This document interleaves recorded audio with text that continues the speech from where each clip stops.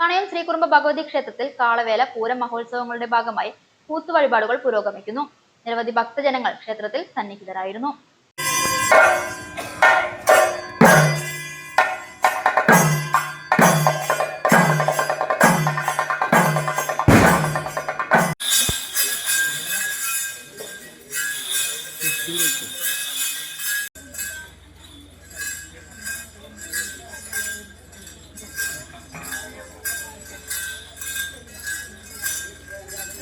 കഴിഞ്ഞ ദിവസം ക്ഷേത്രത്തിൽ കാത്തിനങ്ങാട് തെയ്യൻസ് കുടുംബം സമർപ്പിച്ച കൂത്തുവഴിപാടിനോടനുബന്ധിച്ച് ക്ഷേത്രത്തിൽ വൈകിട്ട് ദീപാരാധനയ്ക്ക് സഹസ്രദീപം തെളിയിച്ചു.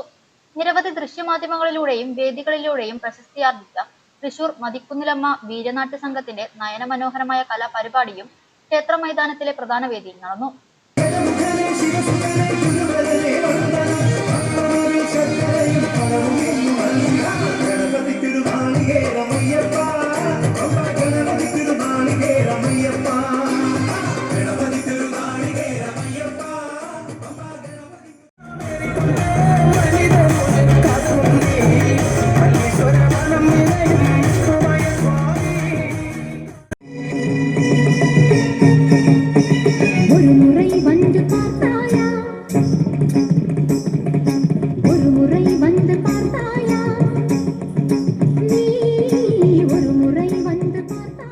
ക്ഷേത്ര ഭജന മണ്ഡപത്തിൽ ഭക്തജനങ്ങൾക്ക് ലഘുഭക്ഷണ വിതരണവും ഉണ്ടായിരുന്നു.